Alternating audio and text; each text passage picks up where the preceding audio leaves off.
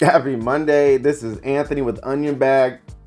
And you guys, I have got to get into this European Super League debacle. What this is I'm seeing pundits, Sky pundits screaming at everybody about how this is, disgraceful money grabbing, blah, blah, blah. And then people are like, I don't want my team and I don't care if they do this, they're ruining everything. And from the outside, let me just say I'm a Barcelona fan, but I live in the United States.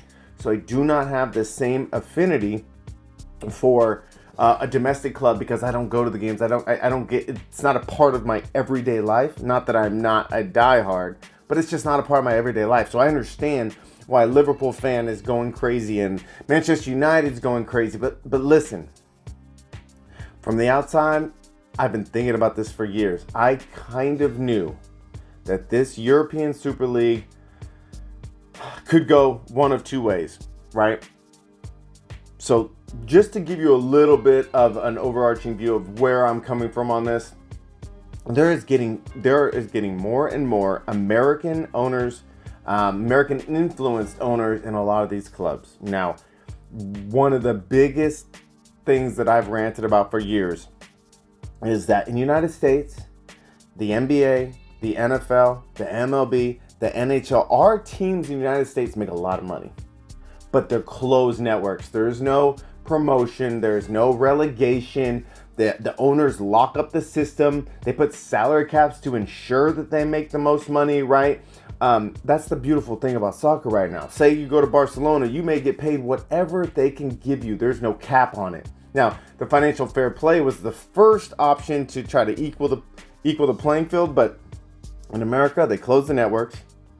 There is no up and down. If you're the worst placed team, they'll try to do some incentives, but for the most part, you're going to be making hundreds of millions of dollars no matter what, because they cap how much you pay the players. They put everyone under the same rules, and they just make money.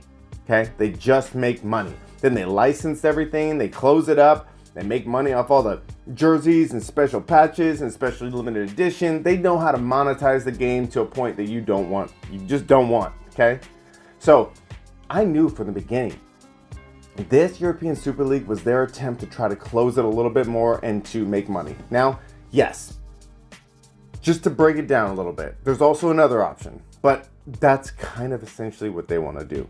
So this is option B. This is nuke. New league, close the network, make tons of money. Now, that doesn't mean that they're going that way, but it does influence some of their thoughts, right? When the Premier League threatens to kick the big six out, they're thinking, okay, if that happens, then we will go this way. I personally believe that this league has the intention of still playing in their domestic leagues, okay? So, slow down. 12 leading clubs, supposed to be 15, are going to be the governed founding clubs of a European Super League. These clubs, they hope to play in a league. It's more closed. It's like the best teams in the world playing against each other. There can be a lot of negative effects of that, right? There's none of this. It takes away a lot of the tradition. It really does. Let's be completely honest. It takes away some of the tradition, but that does not mean that they're not going to move forward with it. And understand that this timing was not random. I know some of the pundits are screaming, how dare they do this in the middle of a pandemic? No. The pandemic may have sped this up. Yes, it may have, because people are hurting for cash and they've got all these rules and all this profit sharing, and it probably pushed a lot of these owners to the brink where they feel like they have to make a move. I mean, I know Barcelona alone is so upside down, they have to make some moves. This came out on a Sunday. Now, today is Monday. And what was Monday? Monday, UEFA was expected to approve the changes to the Champions League that will include the expanded format, which means more games, and tweaks to the revenue distribution. Remember, these big teams have been asking for more money, more revenue sharing. Now, whether they're greedy or not, this is what they've been asking for. I'm guessing they went into negotiations, they weren't happy with it, and then they all had a side, quiet conversation to the left and said, listen, you know what, these guys, they think that they're going to do this, whatever. Let's just drop the bomb on them. Let's just leave. Let's just make more money They think that they've got so much power over us. We're actually being shady in the other room, making deals for the European Super League at the same time doing the Champions League. And when we compare apples to apples, we make a lot more money with the other league, and they decided to drop the bomb. The reason they did this was right ahead of Champions League, which is why UEFA is furious, because they thought they had a deal locked up to expand it so these players can play more games. But instead, they dropped the intention to start their own league. Now, let's be clear here. The Premier League said that they have no intentions of allowing the Big Six to play in their league. And then I see, pundits, get rid of them, get them out. Who cares? Put them at the bottom of the table. I'm like, okay. This Super League, the 12 teams that have signed up are the 15 that we believe to be intended. They're not because they're the best teams in their league. They make the most money.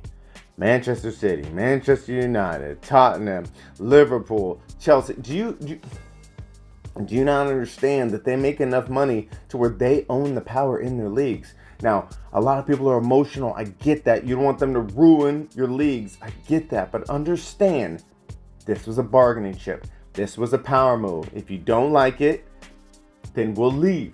Now, I personally believe, while the war is going on behind the scenes and a lot of the pressure has been building, like say for instance, telling this European Super League if they played that their players were not going to be allowed to participate in the World Cup, get out of here, okay?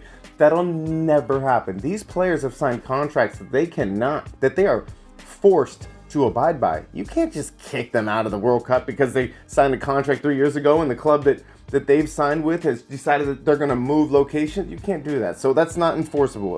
That's ridiculous. Plus, FIFA's already got enough of their own issues. Let's be honest here. This World Cup's going to be in Qatar. So if anybody talking about doing shady dealings, they might want to see how we got here first. But they are not in a position to force out any of these teams or any of these players in the World Cup. They need the revenue. Things have been tough because of the pandemic.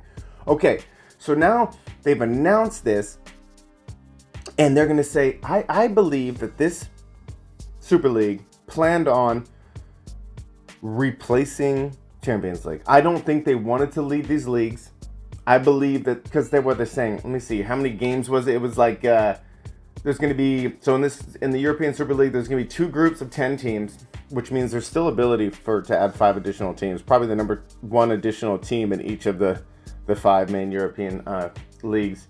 Top 3 in each group go straight to the quarterfinals, while 4th, 5th place teams would enter a playoff for the last 2 spots. So in total, each team would play a minimum of 18 games and a maximum of 25.